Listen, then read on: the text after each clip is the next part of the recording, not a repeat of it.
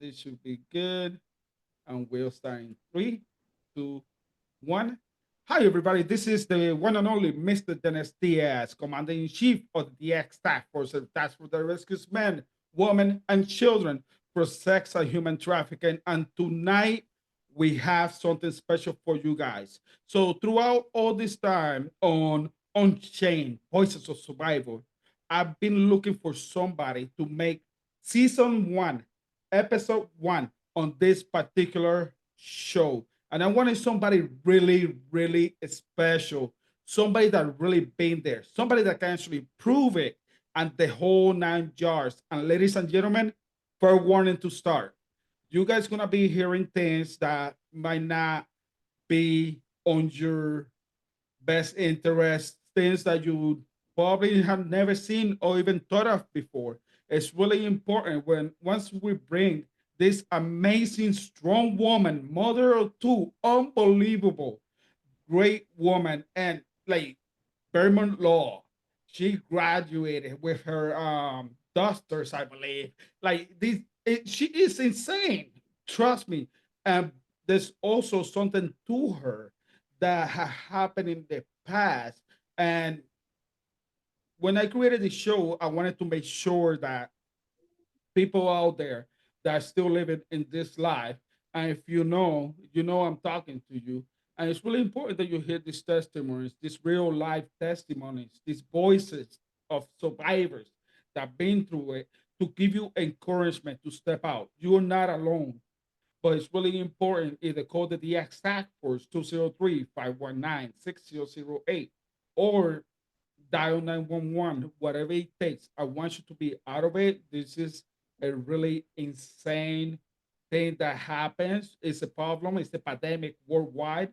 And with the volunteers, with you help, and the people that want to step into the light and have their voices heard, also the people that live in the light and they want to decide that or want this crap anymore and leave, do it. I believe in you. In any way that we can help you, we will. Now, fair warning, there might be explicit content. This is going to be on raw, unfiltered. You guys already know what happens in the hunt when we go and do the live sting operations and so on. This is going to be the real deal. And it's going to go through all the entire network, all three channels. All right. So make sure you guys, if you want guys want to download it, by all means, listen to it later. Also, let your friends know about what's going on. This will be the episode that it's gonna be amazing. That's why I picked an amazing woman to actually start with a crazy story, but out of that, that made her in part why she is today. And trust and believe this is gonna be amazing. Well, with no further ado, let's bring out the one and only Cole. How you doing? Good. Thanks for having me today. No, thank you for coming, man. It's like it's insane because when I started doing this and so on, we were doing rescues and this and that is great. But it's also to hear the stories of the people that actually been there, done that. We can only do so much and so on. And you, what do you do? Your masters, your doctors? What I was did. Yep. I went to Bates College, and then after that I went to Vermont Law School and I got my master's and my Juris Doctor. Although I don't practice law.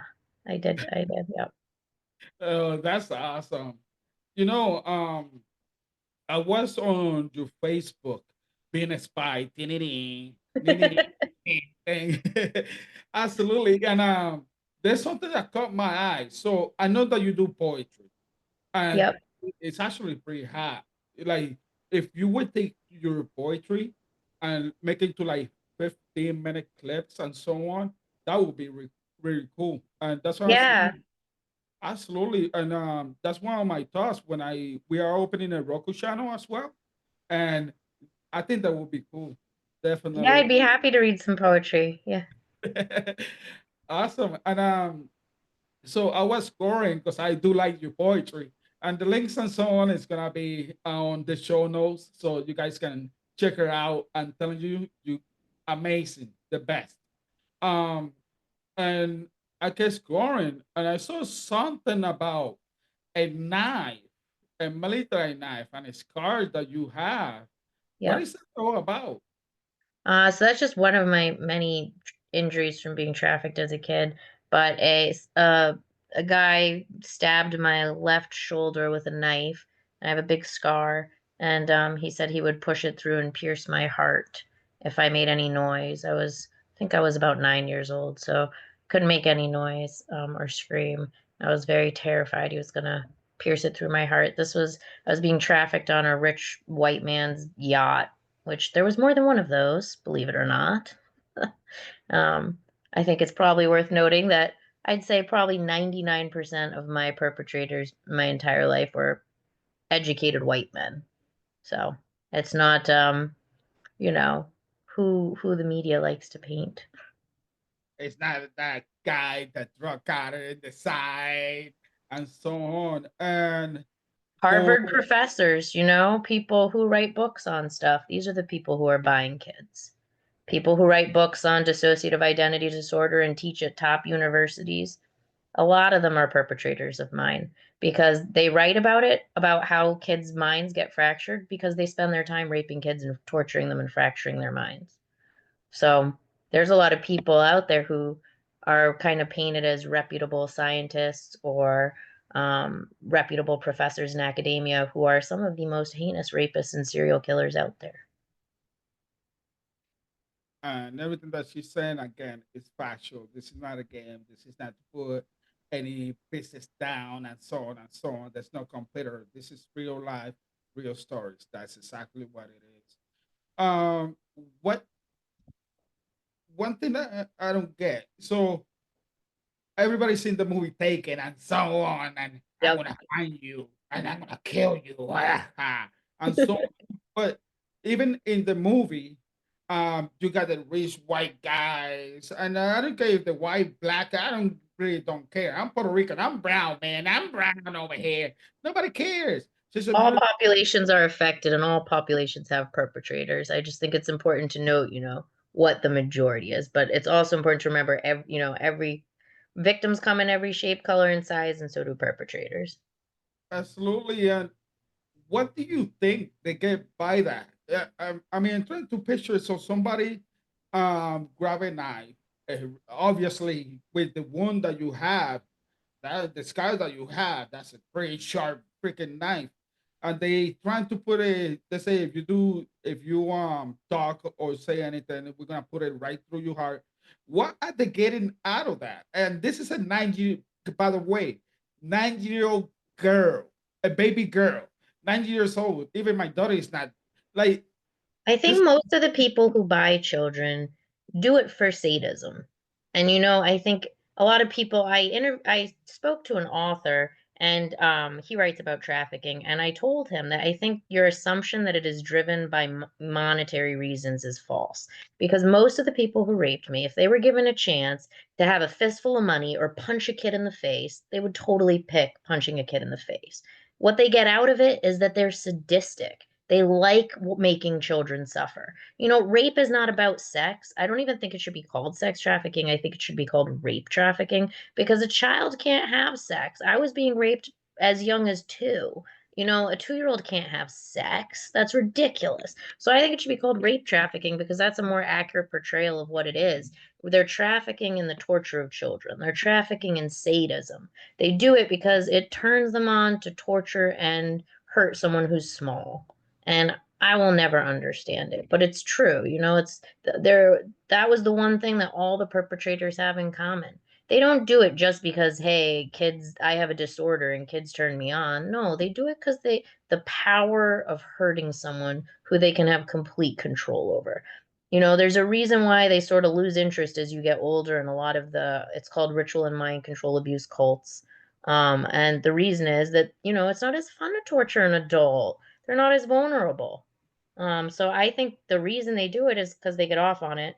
But there's also deeper reasons in a lot of our cases. There is government abuse because the government was very interested in studying how do you create dissociative identity disorder, which used to be called multiple personality disorder, and can you torture a child enough that you can create a Manchurian candidate?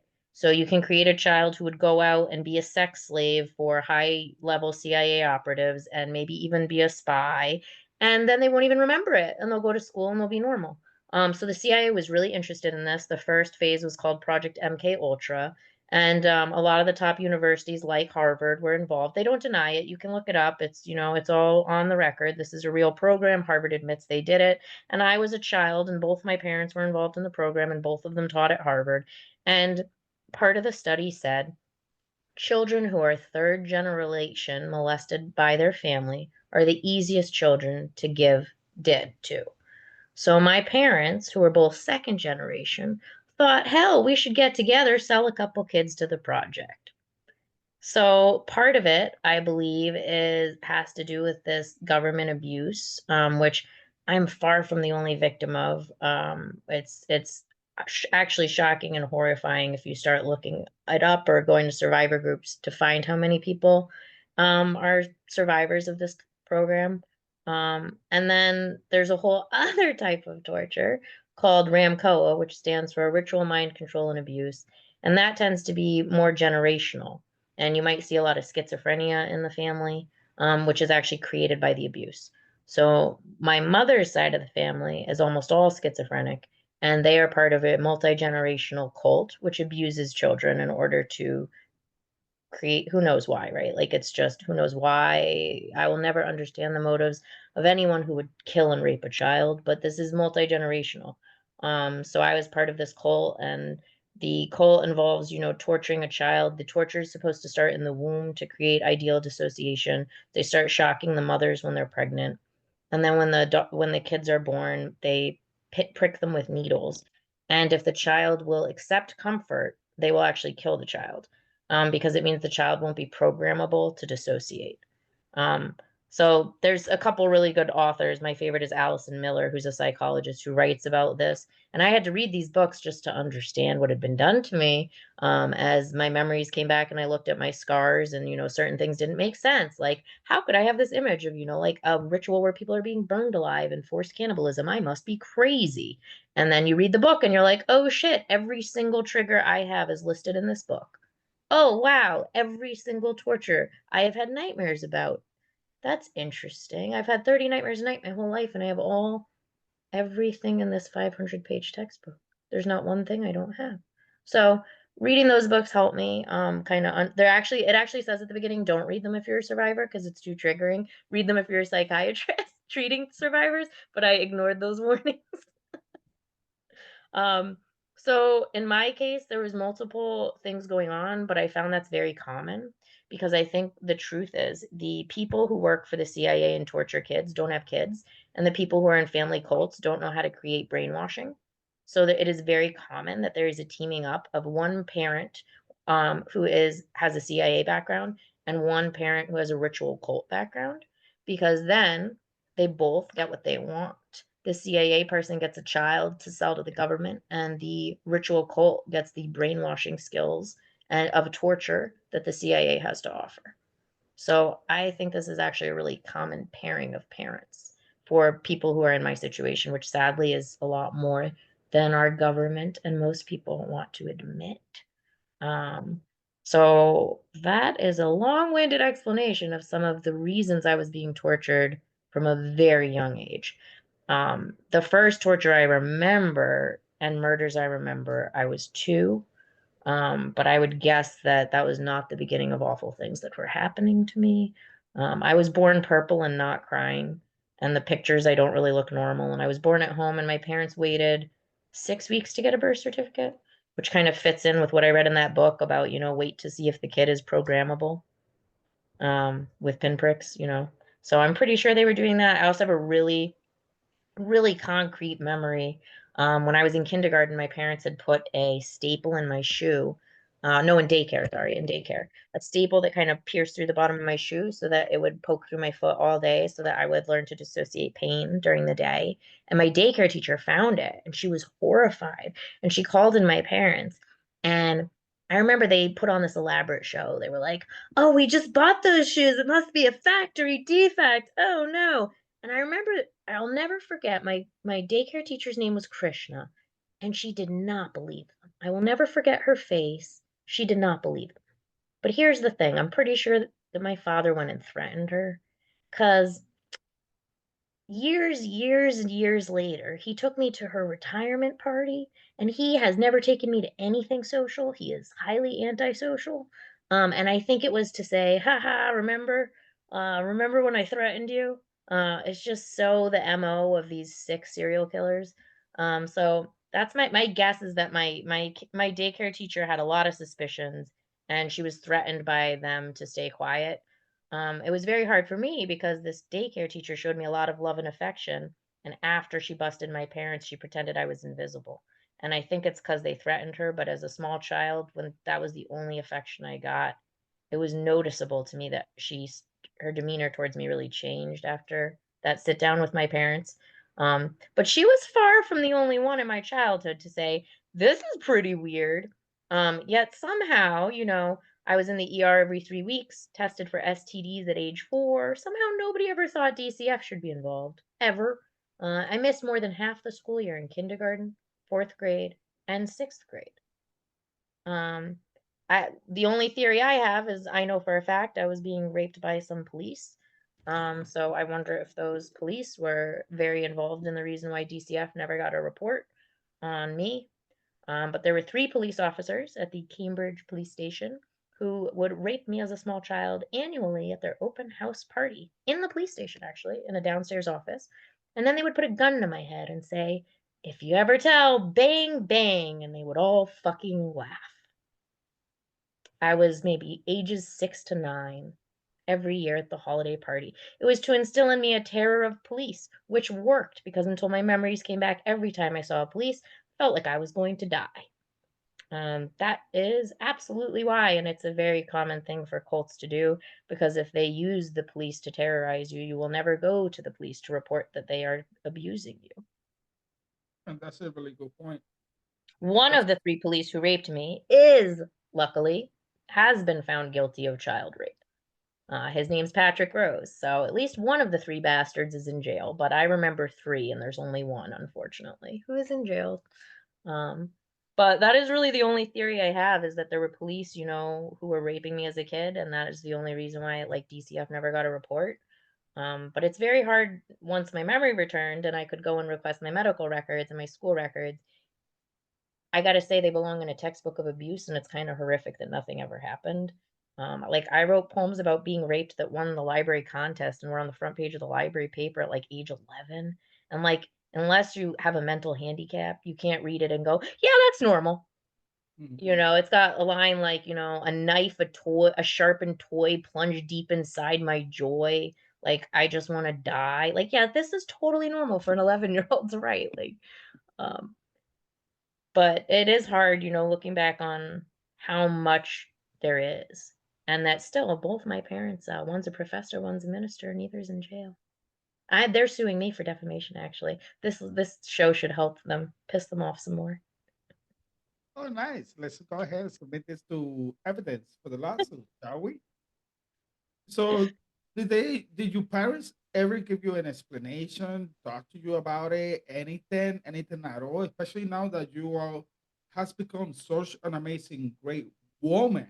Oh, of course not, because the entire plan is that I never remember that they tortured and trafficked me and my brother my whole life. The whole plan is that they've created so much trauma that it's impossible for me to heal and remember, which is the case for many people. And then their backup plan is, of course, with the huge family history of schizophrenia, we will just tell everyone Chloe's schizophrenic if she ever talks, which is what they're doing now. They're telling everyone who will listen that I am absolutely schizophrenic. They tried to convince my husband to have me committed. He was like, "Fuck you." But yeah, that is their go-to plan is I think it's sort of interesting since, I'm an executive director for a nonprofit with zero history of psychoses. I don't know how well that will work for them, but that is definitely what they're going for is just I must be nuts. But no, I mean they talked about it sometimes when they were torturing me. Um for fun, and they spent my whole life playing different games to remind me of the torture in different ways. Um, so like when I was an adult and I visited my mother with my husband for Thanksgiving, there was a wall of photographs and I got really triggered and I got really upset. Well, now I know the wall of photographs of me are literally it was literally a wall of places she'd sold me. And there was just a picture, like, here's me in Hawaii where she sold me to be gang raped. Here's me in fucking, England where she sold me to a celebrity who bought me for a weekend when I was 11. Isn't that fun? I'm in Trafalgar Square with pigeons. It must have been a good time.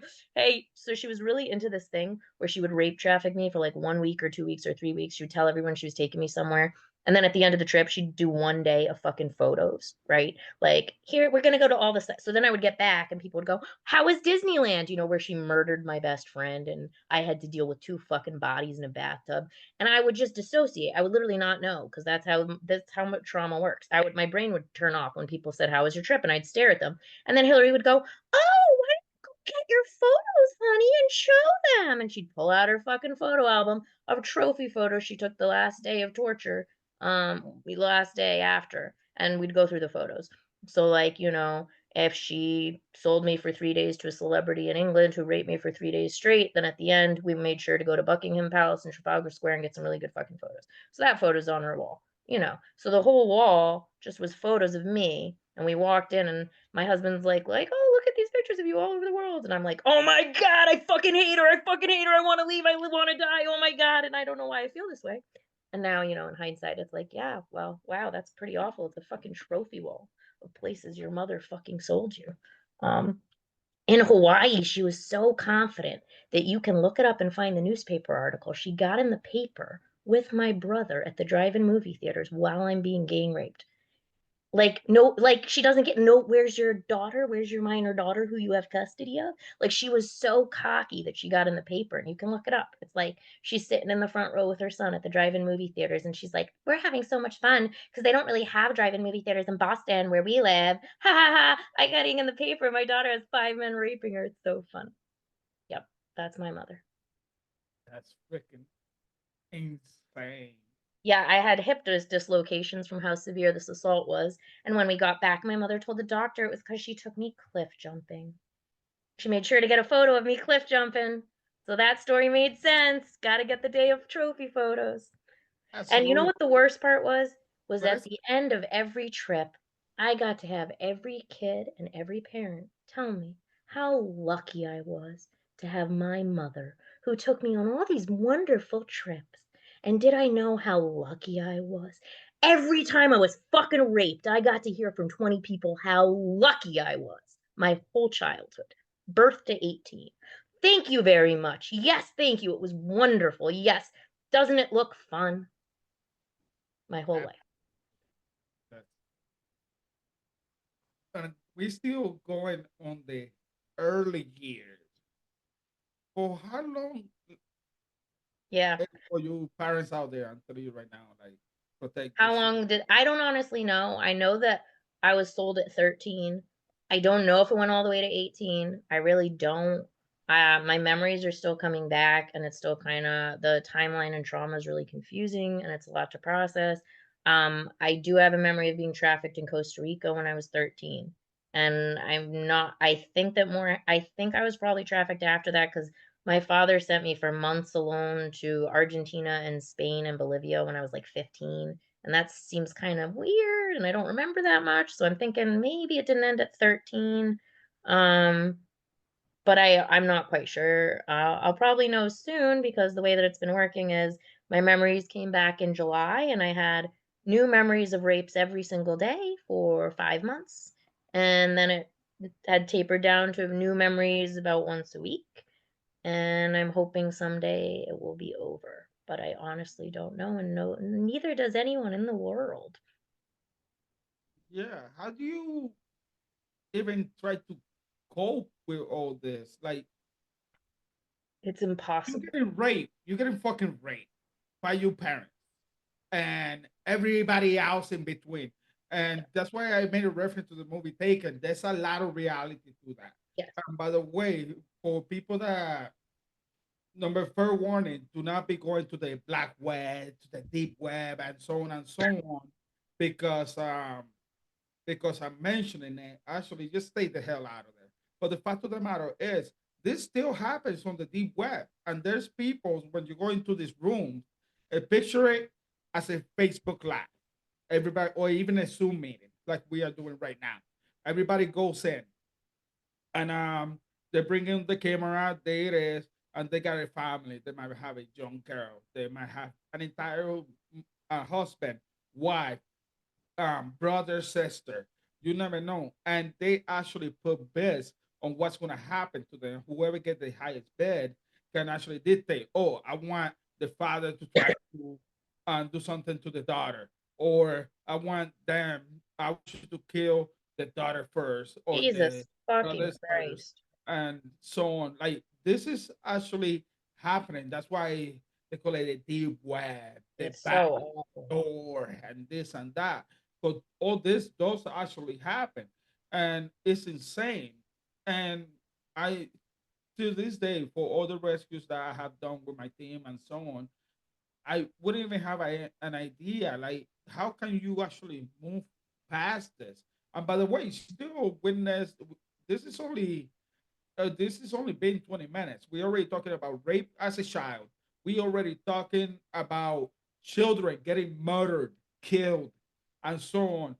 So already talking that even until I forgot what age she wasn't even technically not even a person, no birth certificate.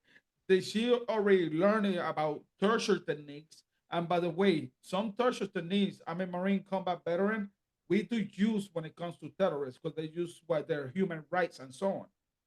This shit is worse than what we do to terrorists. Do you understand? And this is an amazing person. This is an American. And like, this stuff is insane. It is worse than prisoners of war. And I read, I went as part of my recovery, I've read all the books on brainwashing and prisoners of war. And the difference is they weren't children and it wasn't their parents. And you just can't compare the things that does to a child's brain development. It wasn't just one thing. I was starved to death. I was 0 percentile until I got to college, height and weight, under zero, because I was starved to death. Every doctor told me she's under 0 percentile. She's under, and it's like still not nobody my whole childhood said, honey, are you hungry?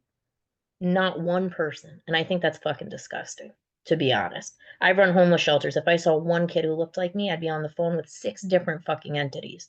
Nobody helped me. I was 0 percentile. I was covered in bruises all of the time. All of the time.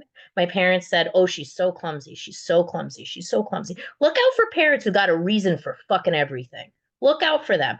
They would say she's 0 percentile. My father would say, everyone in our family is really short. Everyone's under 5 feet. No matter what they said, they had a reason, and look out for people like that, people who always got a reason real fast. Those are the people who are trafficking their kids. People who always have an answer. People who maybe, are professors and ministers and take their kids all over the country. It might not be who you think, you know? It's 70% of the time it's the parents who are trafficking the kids. It's not some stranger who lures them when they're a teenager or some boyfriend who convinces them to join this dark life and or some immigrant who's tricked here with a good job. Sometimes it is, those all exist, but 70% of the time it's parents torturing their kid the second they're born, maybe sooner, and then their whole childhood. And when you have someone tortured, from womb to 18, I wasn't really like, you know, who you are when you're 18 and you go to college. I didn't know how to function. I tried to kill myself my first year because I didn't know how to function. I remember going to my therapist. We spent a year trying to figure out why do I have panic attacks every time I go in the dining hall. Neither of us figured out it's because I'd never been had food before. The first time I ever had food in my life that I was allowed to eat whenever I wanted. And so I had panic attacks. And neither of us even thought of that. We're just like, I don't know, social anxiety. Who knows? I spent 20 years in therapy. Nobody figured it out. It's really sad. If any of them had given me a dissociative test, there were several, they would have known instantly that I had did. Instantly. Like the questions are like a textbook for my life. It's like, do you make a lot of lists? Every Mhm. day. Do you have lost time? All the time. Do me and my husband, this used to happen. We'd get in an argument and I would switch personalities. And so I'd take a nap and I'd wake up and I wouldn't be in our bed because, like, when we fought, I'd go in a different room. And I'd wake up and I wouldn't remember, like, why am I in a different room and what happened? And I'd have to go and be like, did we have a fight? And he'd be like, yeah. And, this would happen over the years every now and then. And I just, if you don't know, you don't know. But what was happening was the anger, is one of my parts that didn't process trauma. And when that younger part comes forward and is angry, I wasn't aware. And so I was losing time. And that's what happens with people who have pervasive childhood sexual trauma. They develop what's called DID, which used to be called MPD. And they develop these different parts to process the trauma because the brain can't possibly survive and process it all. So you basically have to put it into doors or chapters or personalities, or just depends on how you view it. The brain is very complex. It's part of why a lot of people don't even agree on if it exists or how much it exists or how many people have it. It's because it's so unique to the individual. To be tortured this way at such a young age for such a long time period does things to your brain. And they know that, which is why they do it. Half of them are brain scientists. Mm, that's insane. For the viewers, one thing that you guys can actually verify this right now, you guys can go directly to Instagram. On Instagram, you scroll through, they will pop. You're gonna see several users that got a couple letters, a couple numbers, especially, and you're gonna see probably a 10, 9, no higher than 13, because then it loses value according to this sick fox.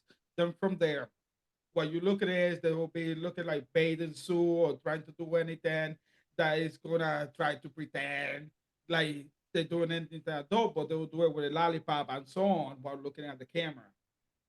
On the right side, on somewhere in there, on the video says this type of videos on Instagram get taken down and then it gets put back up. You're gonna see a Telegram. It's gonna say TL and a number or a username.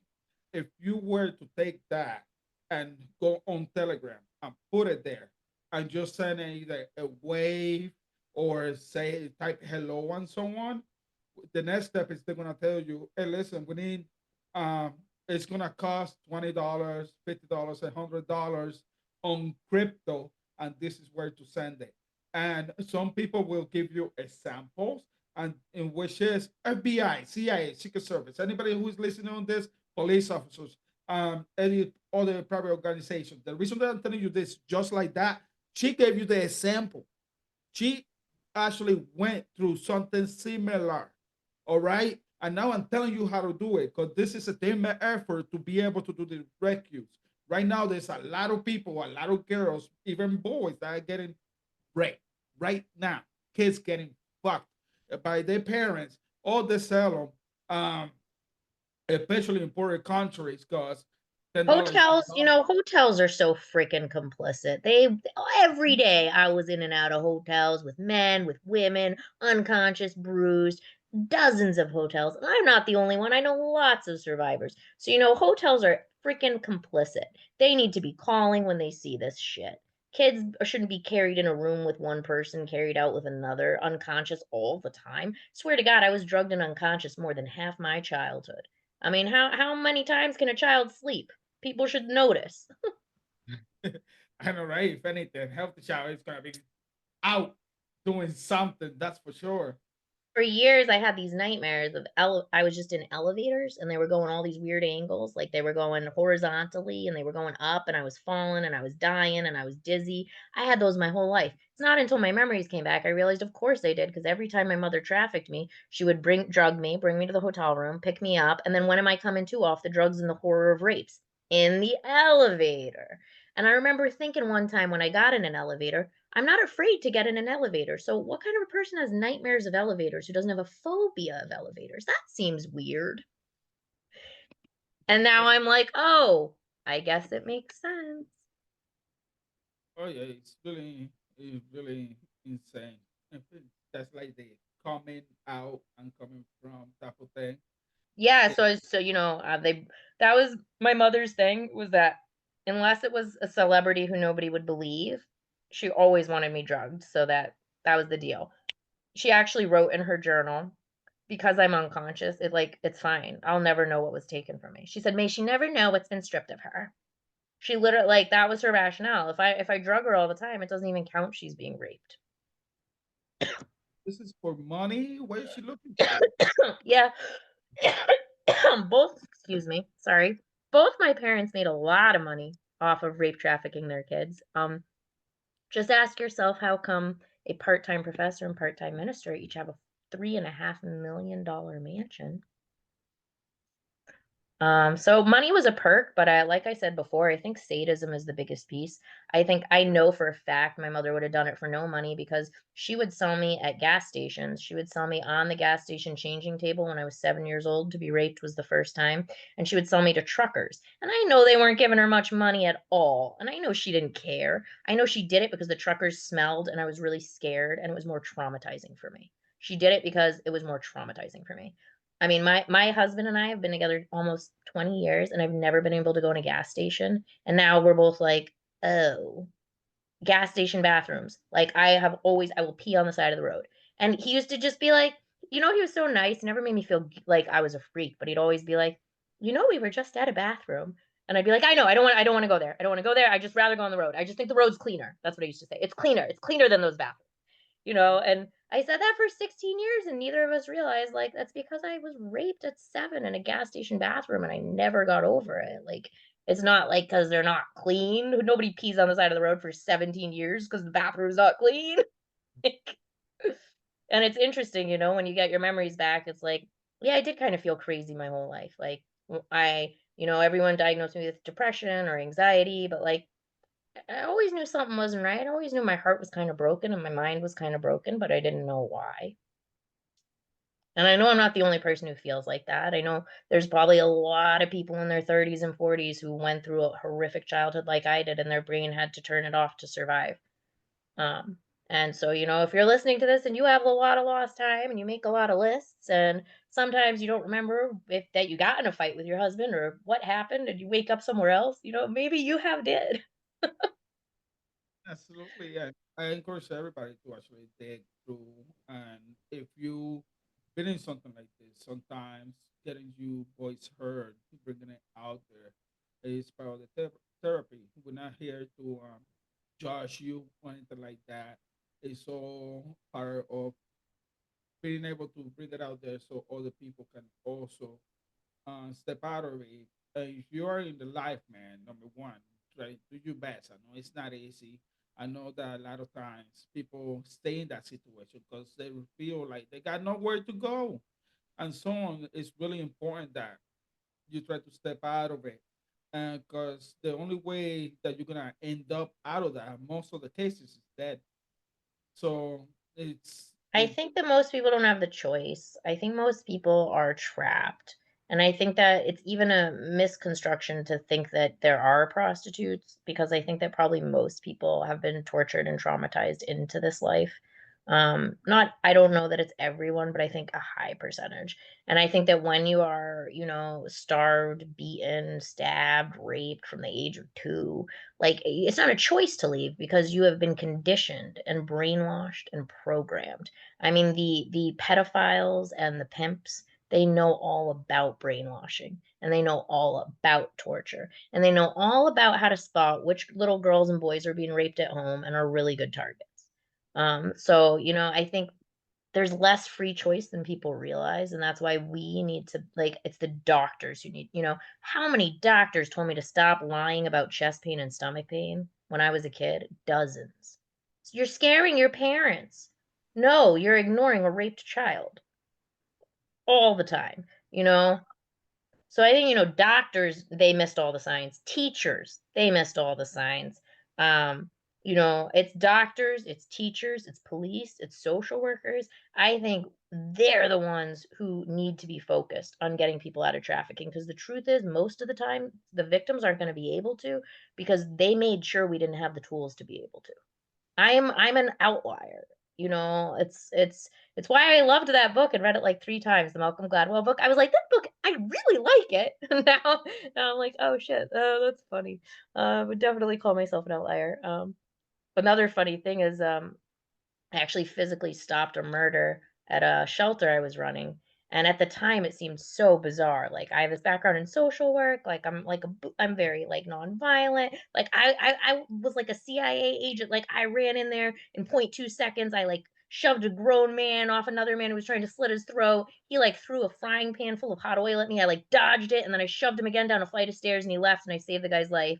And I had to, like, go testify at the trial, and he got life. But, like, at the time, everyone was like, "What the fuck?" Like, "What?" Okay.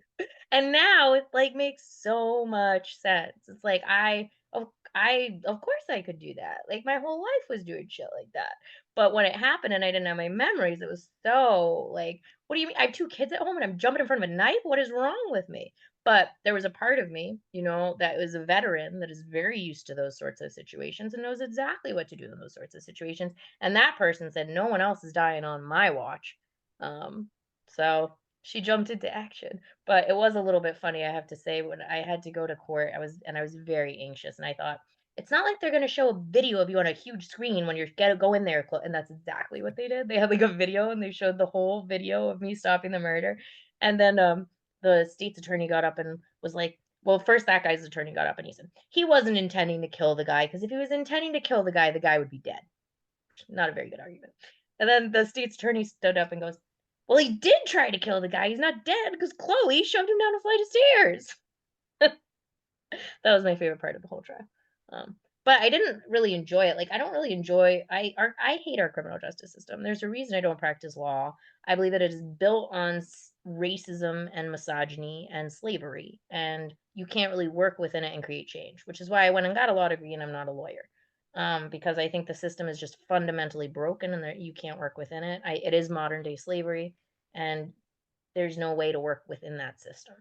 So that's why I got a law degree and then did 10 years of social work instead, because I think it's easier way to affect change is by holding safe space for people.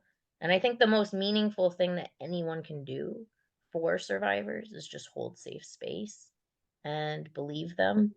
Um, we went through the worst thing that anyone can imagine, so I kind of feel like the least that anyone can do is hold space, and almost no one's been able to do that. I've lost almost everybody. I'm lucky. I've found some really good survivor friends. I have a great spouse, and I have a great best friend. But pretty much everyone else has kind of disappeared. It's a lot to hold, and I think it's easier for a lot of people to believe that I'm schizophrenic than to believe that people they know are serial killers. It's easier to believe someone's mentally ill than it is to believe that people you sat at a table with like to rape little kids. It's easier to believe that maybe everyone who's schizophrenic is really just schizophrenic than it is to believe that we live in a society that is torturing children and using rituals and making them have delusions because the torture is around all these same topics, right? So, like, if you talk to schizophrenics, you might notice there's a lot of reoccurring themes: demons, sacrifices, ceremonies. All of these things were done to me. And I'm not the only one. It's part of ritual abuse. So I'm not saying every schizophrenic is a survivor of ritual abuse, but I would guess a very, very high percentage are. So I think as a society, do we want to admit that there's, 1 in 10 sociopaths who are raping their kids? Or would we rather just say we got a lot of psychos out there? She looks like one of them. I think the second is easier for a lot of people. It's just easier to believe. So I think it's very isolating for survivors because first we have to survive the most unspeakable, but then we have to recover alone because people would rather deny our truth than see how awful the world is. Absolutely. It's a lot better when you just try to just sweep her under the rug and blame the victim because it's your fault. Oh, you're just crazy, or here, take some drugs. Let's add that to the mess. Why not? And I just was drugged all the time. LSD was their favorite. They were really into giving me LSD. LSD was their favorite. My mother also really liked giving me rat poison for some reason. She was really into giving me rat poison all of the time, which is why I still struggle with bleeding and anemia, and I had a brain tumor develop, which I believe is from that.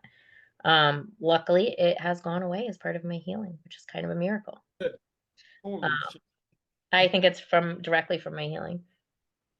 LSD, heroin. I think there was probably a lot of heroin. I mean, I obviously was too young to know what they were giving me, but now in retrospect, like, I've worked with that population a lot and I was always nodding off and how I felt.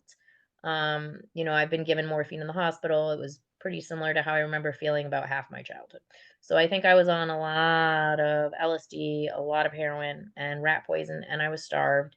I wasn't allowed to sleep because I was raped almost every night. So I had no sleep. I was thinking back on it and I was trying to remember my bed in my mother's home, and I couldn't even remember a bed because I think she actually trafficked me. I was at her house 4 nights a week and then at my father's house 3 nights a week. I think she trafficked me all 4 nights. So it's like the worst thing I can do is try to do math because that is just so horrific because it's like, oh wow, I was raped thousands of times by thousands of perpetrators, and then it's just so overwhelming. How can there be that many people who like to rape children? It's just so overwhelming, and I'm a mother, and I look at my beautiful 6-year-old, and I just can't even fathom how anyone could hurt a child. I mean, my kid cries when he skins his knee, and I think about what was done to me, and it is unthinkable. And I think, although unfortunately, in part, fortunately, what I mean is like it made you that great woman that you're in today.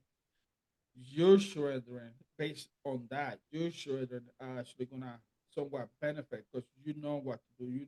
You see what happened and so on. I So don't agree. See, I don't think my trauma made me better. I don't think it was written in the stars. I think it's bullshit and it never should have fucking happened. And I would have been 10 times stronger, braver, and smarter if I hadn't been raped and tortured my whole life. I probably would have a lot more than just a law degree. I'd probably be fucking changing the whole world. But I was traumatized and tortured and hurt. And they don't get credit for my success. I am not great because they tortured me. I'm great because I'm great despite the fact that they tortured me. And I would have been greater if they hadn't tortured. And that's a narrative we got to work on as a society because it gives too much credit to the abusers. We're not strong because they abused us. We survived because we're strong, but we're not strong because of what they did to us. oh no, in that part they can go to hell, and hopefully that's I the same sure thing hope they do, again. man. Let's just be Every clear day I that pray, man.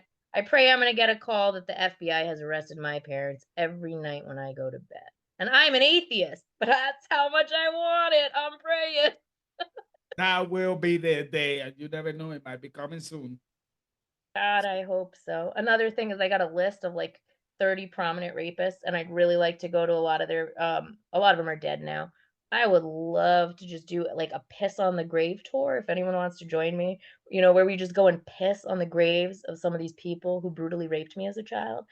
I want to call it just like a piss tour. That's it. It's got no other agenda. I just want to piss on a lot of graves. Got you, but it is some is still living and There they are. still There's a doing way gonna too be many. in charge of a sting operation. Hell yeah. I actually here's the really cool thing about my story.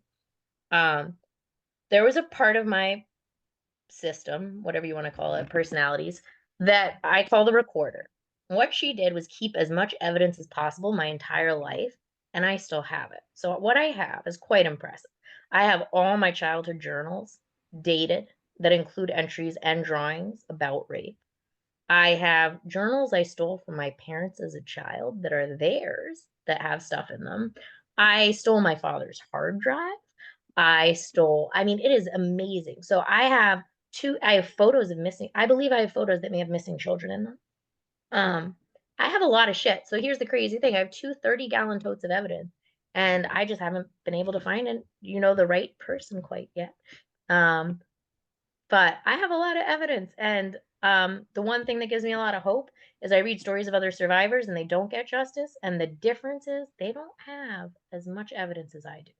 I also have, my school records and my medical records, which actually don't exist anymore, but I kept as a child, which is quite impressive. So here's the funny thing is I had these totes ready, and they just said 2 30-gallon totes. They just said Chloe's childhood memorabilia. And for 16 years, me and my husband have moved. We've moved to 7 or 8 different places. And every time we move, my husband says, "Honey, are you going to sort those and open them?" And I go, "Nope."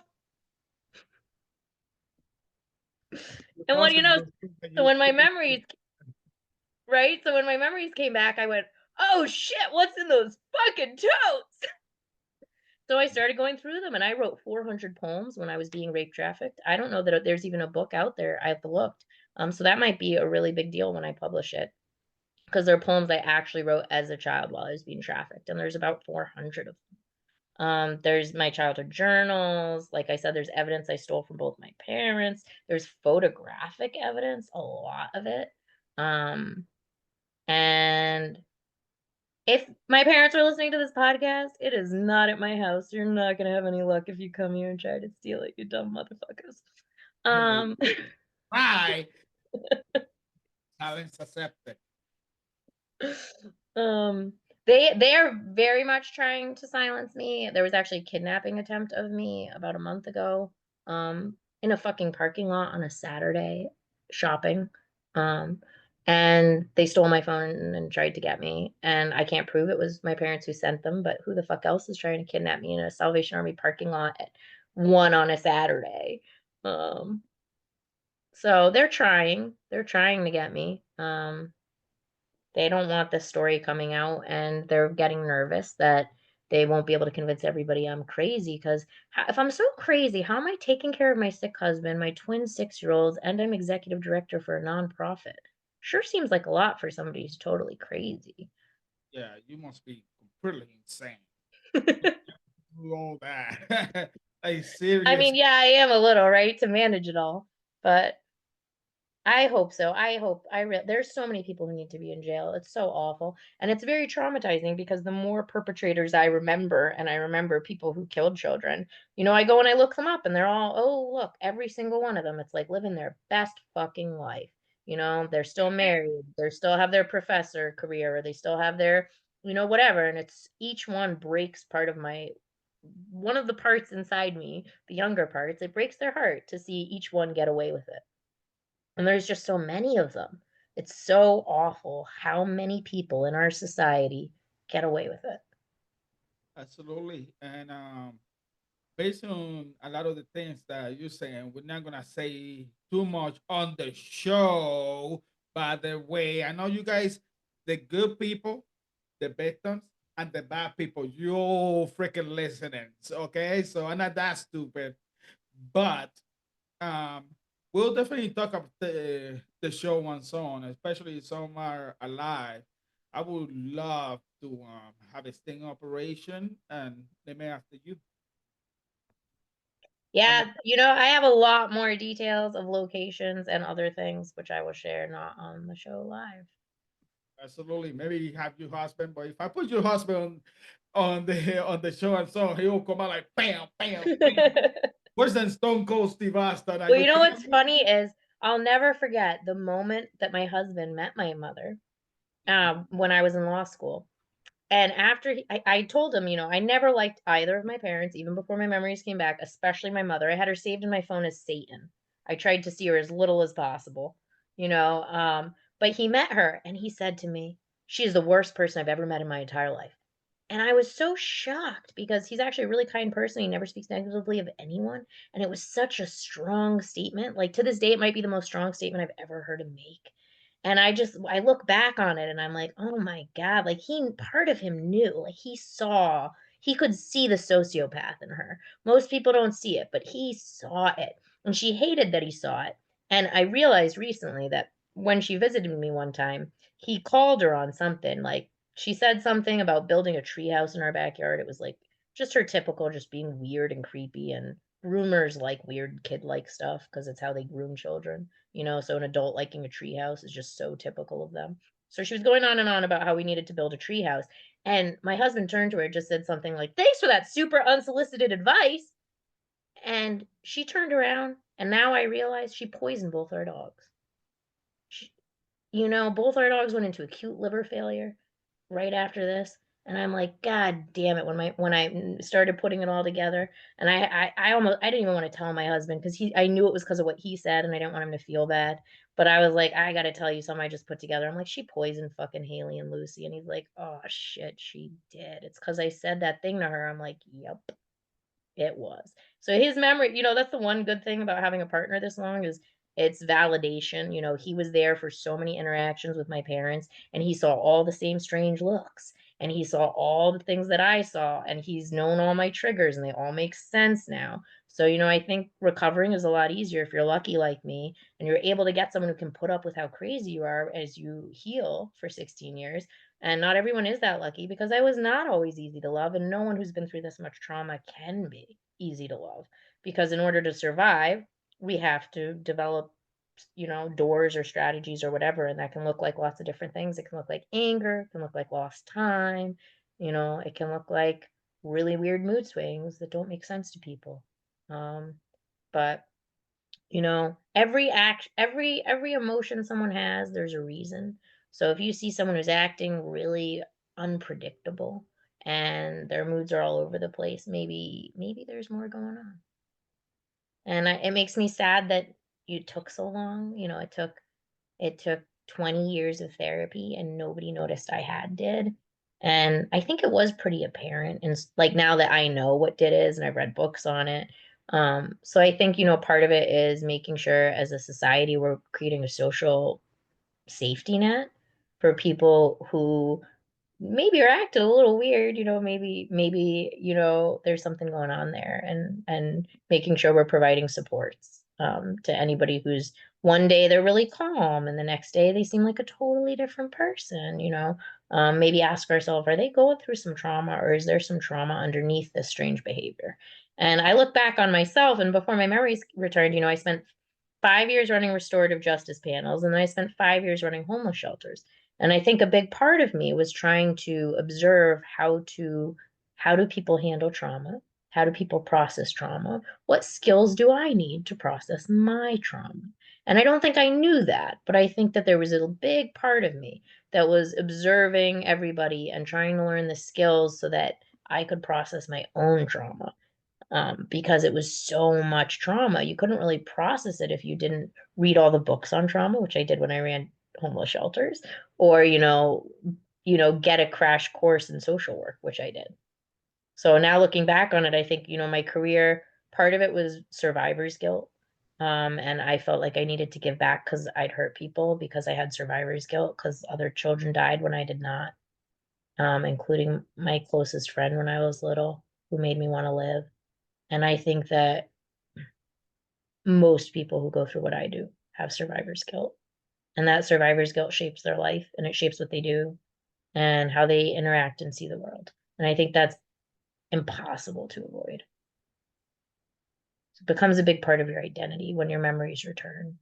Um, and for me, I think the other interesting thing is how many things in life functioned as placeholders. So, like, if you know someone who has this, like somebody died, but they barely knew them and they have this huge reaction, or like someone dies in a movie and they like have this huge reaction, there's a huge chance that they have did like me, because my whole life I just had these reactions that didn't make sense. Like someone would die in a movie and I would start sobbing. Well, it's because they would die in a similar way to the way I watched someone die. And now every single time I had a strange reaction, it's like, oh, it fits exactly to A scenario or B scenario or that horrible thing that happened when I was in Atlanta. Like, each thing I watch it's very clear. So a lot of times, if you notice that, somebody has those types of, it seems like an overreaction, right? So my life, here's the word that I've been called 5 million times. Passionate. She's so passionate. You're so passionate. She's so passionate. Hey, have you noticed that you're passionate? Has anyone ever told you, Chloe, that you're passionate? My whole life. And I think that's because the trauma, right? The trauma and the extreme reactions, you have to compress them so that you don't die. And when you do that, they come out in random places because you haven't been able to process them in the right places. So, I couldn't process that my best friend died. So instead, when people who looked like him died in a movie in a similar way, I would lose my shit, right? And I didn't know why. I didn't know why when like Glenn in The Walking Dead died, I cried for 8 hours. It was not normal. I didn't know why. He reminded me so much of my best friend who was killed. So, that's why, I cried for 8 hours, and at the time, I was like, "What the fuck is wrong with me? It's a TV show, and you can't stop sobbing," you know? And so I think so many of us, we spend our lives thinking we're crazy, like, how come I'm acting this way? How come I have lost time? How come I'm always making lists? How come I feel like my heart's broken? How come I'm always so depressed? How come I feel 30 times a day like someone's gonna kill me, and I have 30 nightmares a night, and I feel so scared all the time, and I feel like I did something really bad, but I can't remember what it is. But I just felt like that my whole life, and that was it. It was just like this ominous cloud of guilt and anxiety and terror. And it never went away until my memories came. And when my memories came back, I grew 2 inches, lost 50 pounds, and had a hunchback disappear. So my entire body changed, and a brain tumor disappeared. Holy shit. Like Did you seriously. know you can grow 2 inches when you're 37? My husband went to kiss me, and we both went, "What the hell? What?" Because Oh he yeah. used to be able to rest his head on top of my head, and he couldn't anymore. Oh wow. And what do you think people like, for example, what people really should look for? And most people, I know they're gonna ask, like, okay, so if I notice these things that you just mentioned, how can I help? Because I've Yeah, never been there. For a regular person might be like, oh, it's they're psycho, or they're just depressed or anxiety and so on. But to the very few that would like to help and they can recognize the signs, what do you think would be best of value for you and some of the people that have gone through that stuff? Like that's perhaps a in really good hospital. question because I think it's a hard question because I don't know that everyone who has did is ready to remember. And I think the way that it works is you remember when you're ready. And so, like for me, I think I had to have a loving partner for as long, almost as long as I was tortured. I had to build a life and a career. I had to learn how to deal with trauma. I had to have enough distance from it, and I had to have a non-stressful job. So, like, the 5 years I was running a homeless shelter, I could not remember. Then as soon as I got my new job, my current job, which I really love, which is, like, very low stress, 30 hours a week. I run a radio station where we read the news to blind people. It's like, I don't get any emergency phone calls at 2 in the morning, let me tell you, and I love that. But I think that that transition was necessary because I think I was a workaholic in order to avoid remembering. And I think, I guess that's my way of saying, like, I think I told you those signs to recognize because I wish that I had known, and I wish that people had been more supportive and helped me figure it out. But at the same time, I don't have like the magical solution for what you should tell someone if you think they have did, because I don't think being like, "Hey, I think you might have been trafficked as a kid," is like ever going to be the right thing. But maybe just being more understanding, more empathetic, not judging people if their behavior seems strange, especially if you think it's possible that they've been through really severe trauma. Maybe just like providing them resources or suggesting books, could be really helpful. There's a lot of really good books on childhood trauma, like and how it affects all kinds of things, your memory, your brain development. Um, but I think really as much as I went on about, like, how to recognize people like myself, I think really what it's about is recognizing the perpetrators and making sure that people who are in the helping professions, like education, um, medical, are actually helping victims. Because there were a million missed opportunities, and not even missed opportunities, a lot of times they made it worse or were perpetrators themselves. But, like, doctors should have helped me, teachers should have helped me. Like, it's so awful. Like, a kid should not be 0 percentile in the ER every 3 weeks and described as frightened in the medical chart multiple times, and nobody ever helped me. Like, it's not okay. So I think, we need training in hospitals, we need training in schools, we need training in law enforcement. If a kid is described as frightened and calls after a doctor's appointment to retract all their statements like I do in my medical record, that probably means someone just beat the shit out of them. Okay? Kids don't call back to say, "Just kidding, I don't have any symptoms." That's not normal. So I think, holding safe space for survivors, believing survivors. Nobody makes this shit up. Nobody wants to have been raped by their parents. Okay, like what is this? Like what, I want attention? Like no, no thank you. I do not want this type of attention. There is no one in the world who wants this type of attention. And if you look at the statistics of like, who makes up being raped, it's like nobody. It's like so infinitesimal. So, I think the thing to take away is just to believe survivors and support survivors because nobody makes this shit up. Nobody wants this to have been their life. I would so much rather be mentally ill than to have watched 9 children be killed. It would be so fucking preferable to me. Every day I think, man, I wish I was just mentally ill. But every day I find more evidence that makes me think I am not. like journal entries, like poems about being raped as a kid, like photographs where I'm emaciated and covered in bruises, my medical records, my school records. Every classmate I've told who I went to school with believes me and is like, oh shit, you were never in school and you were always really weird and bruised and missing school. And my fourth grade teacher's like, how did I not see that? Now that I think about it, you had every symptom. And my mom's boyfriend, when I was 4 years old, said that he went to a bookstore and pulled out a book on symptoms of childhood sexual assault and fell to the floor sobbing. So it's not like people didn't see it. So I think we have to build systems that actually protect children. We don't right now. We have systems that protect perpetrators. We even have a language that protects perpetrators. Look at the word pedophile. That means love. It's pedosadism. Nobody is loving anybody when they rape a kid. And think about the word sex traffic. It's implying that a child can have sex or any victim can have sex, and sex is a consensual act. So I think our language is problematic, our society is problematic, our government systems and our justice systems are problematic. And the best way we can create change is by believing survivors and changing those systems. And look out for the kids, man. No kid is calling to say they don't really have symptoms. No parent should be making an excuse for every injury a kid has really fast. And I think most of the time, if people weren't so busy being like, well, they're rich and white, they couldn't possibly be. He's a professor. If you just change your fucking lens to be anyone can be a perpetrator, it's a lot easier to see who is a perpetrator.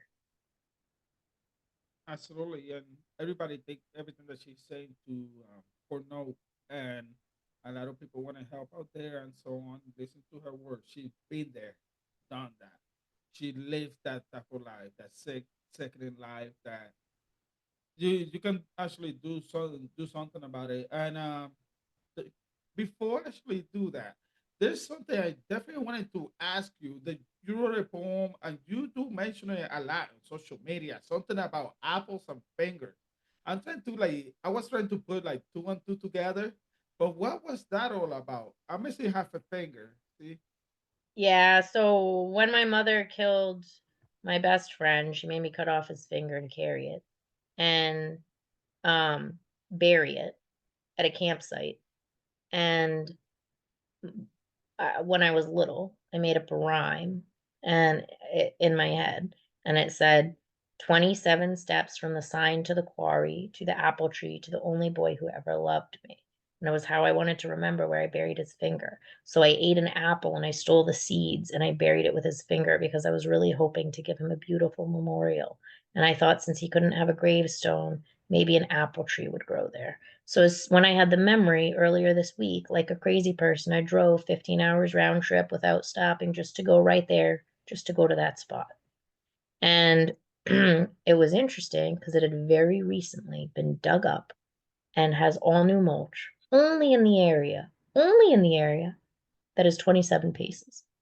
Um, so I think they're all over it. I think my parents are working very hard since my memories came back. I didn't post anything about it, but my mother was there, so she knew the location. I think they have been working in overtime since my memories came back to cover every single lead. And I mean, the video, I have took a video, but like it is so clear that the whole park is unperturbed.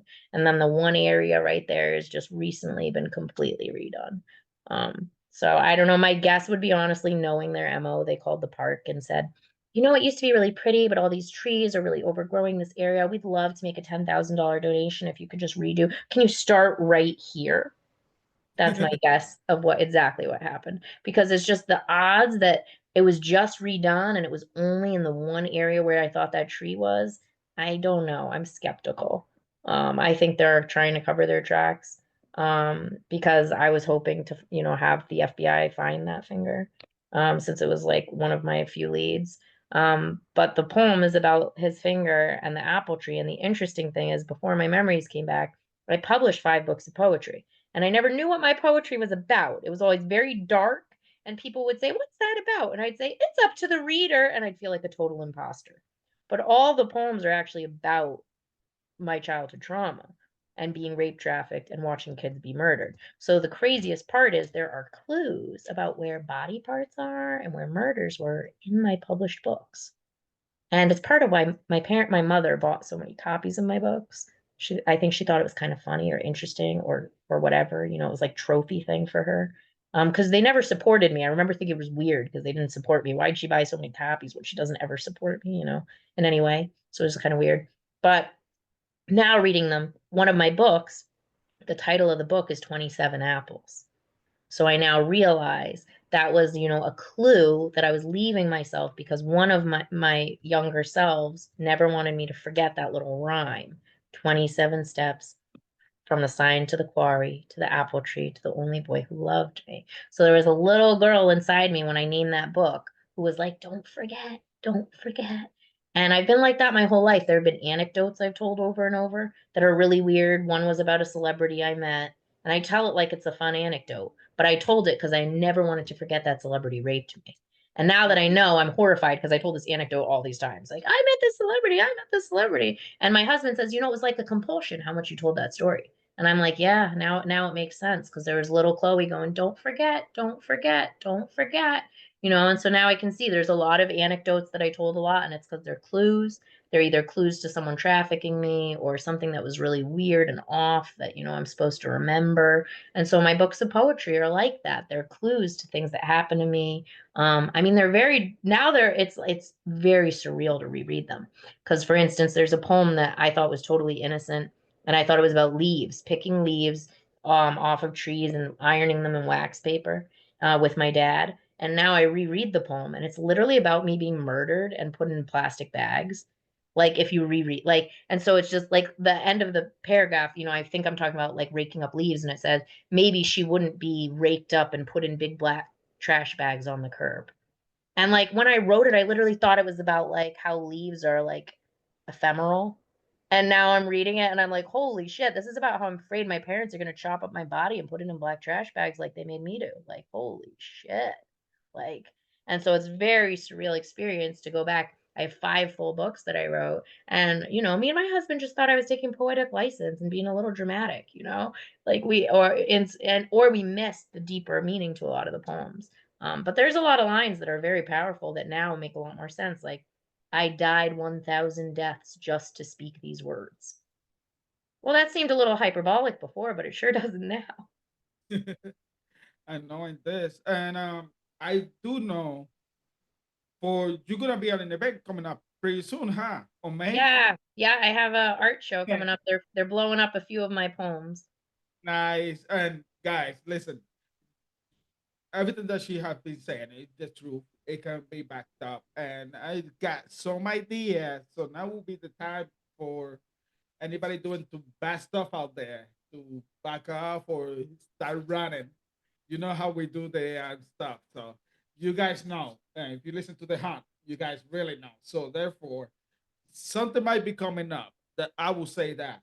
But for the time being, yeah, being on the radio, being on TV, and all this stuff is great. But you get the opportunity to actually meet her live in person. And if you guys were to buy a book, a poetry, you may even get an autograph and a picture and so on. She doesn't It's do this for true. publicity. She really don't.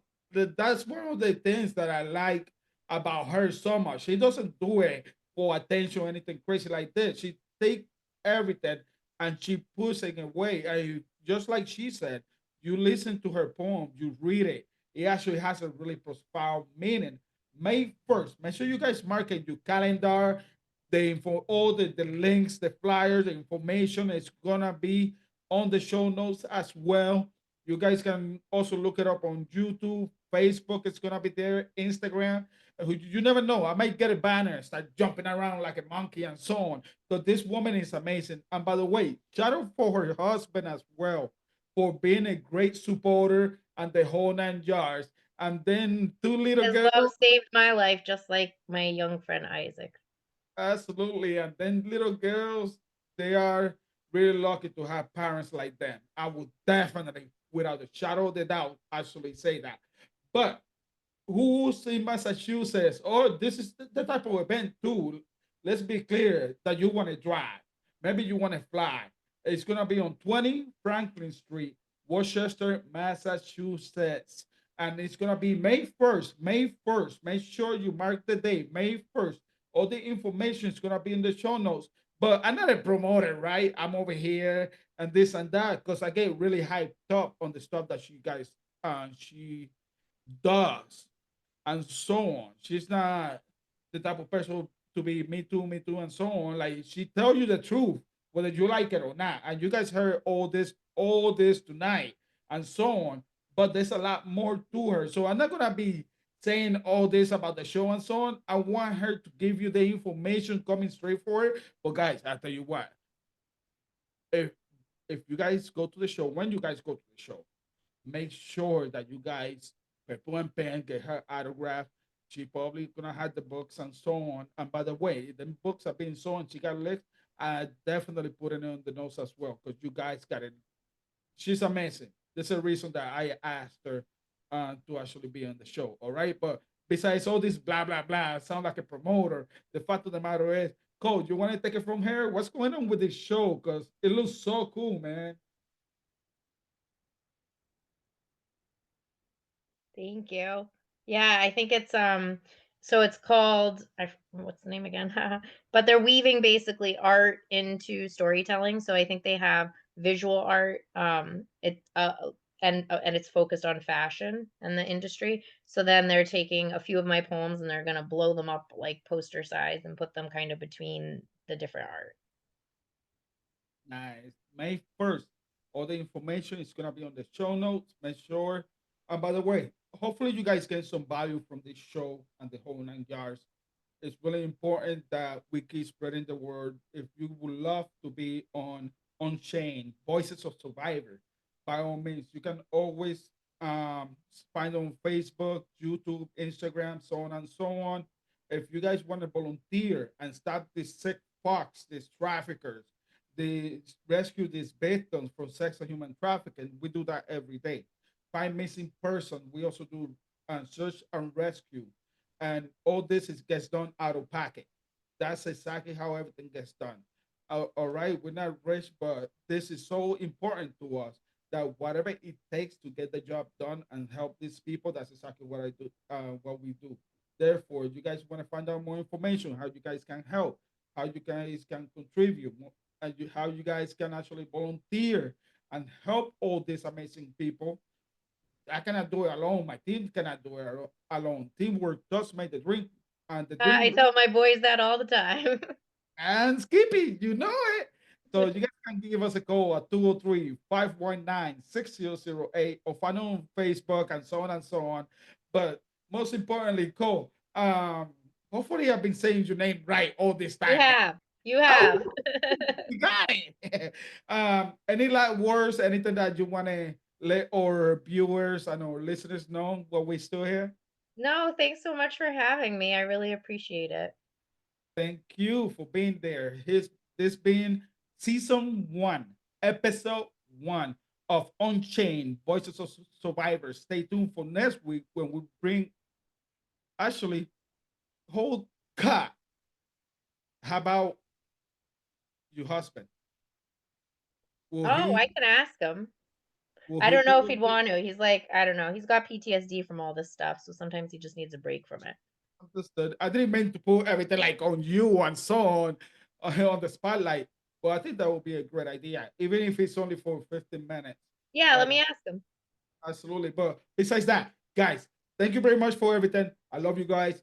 Cole, thank you for everything you do. Thank you for being here. And stay tuned because this will continue. This been season 1, episode 1 of Unchained Voices of Survivors.